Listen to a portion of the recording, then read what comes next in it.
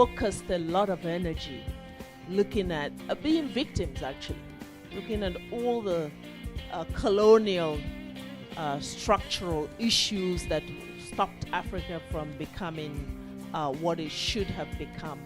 And I think my generation suffered from understanding our role. So the mindset at that time was not one that would help us transform the continent. And I became, with some of my friends, a bit rebellious in terms of rejecting this notion that as Africans we needed help.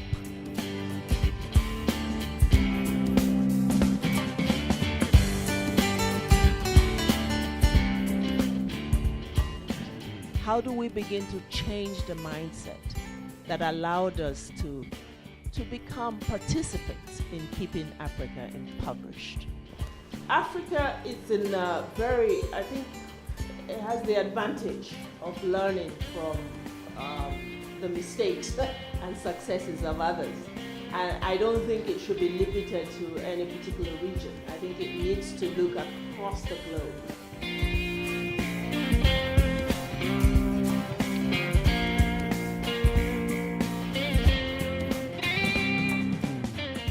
Today, including in Uganda, governments and national stakeholders are talking about national development plans, a very important shift.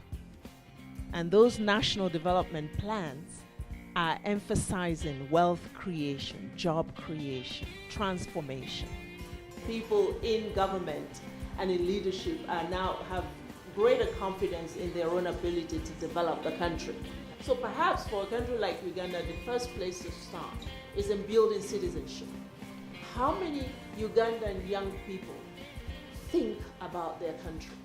You know, the big thing, not what your country can do for you, but what you can do for your country. You could have a populace that sees its government as the answer to everything, and therefore expect that all things should be done by government. And governments need to resist that, even in political terms, to say we need a population that see that they have a role in creating their own development.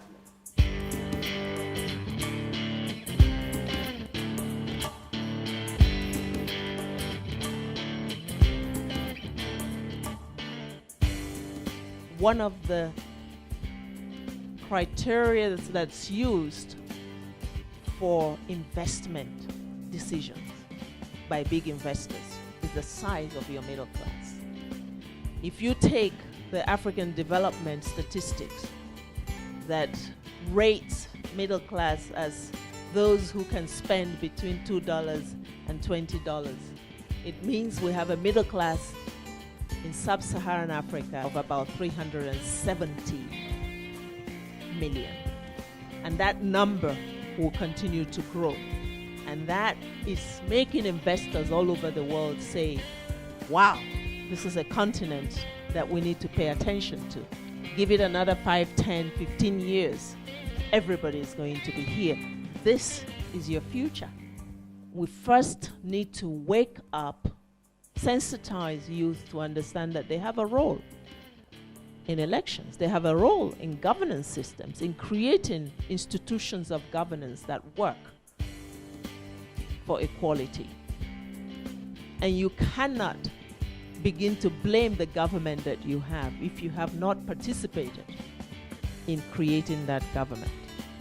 There is something that young people share in common today, this generation, and that is a real thirst for justice, a real hunger for engaging in a way that is fair and that contributes to the welfare of all. The decision that's going to be taken in September is that we, as a world family, must end poverty, and we must transform lives, all lives, leaving no one behind.